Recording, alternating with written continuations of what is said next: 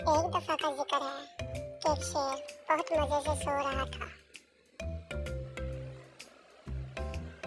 और एक चूहा उसके पास आया और वो कूदने लगा और शेर बहुत गुस्से हुआ। तब शेर ने चूहे को पकड़ लिया और उसकी पूंछ पर अपना पैर रख दिया और चूहा भाग रहा था।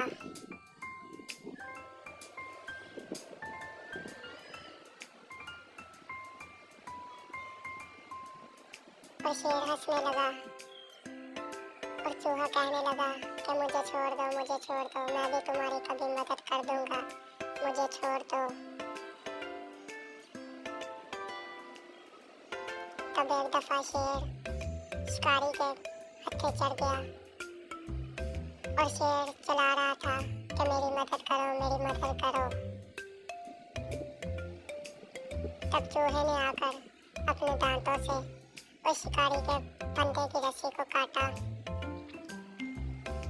और शेर बच गया और शेर और चूहा दोनों बेहतर दोस्त बन गए।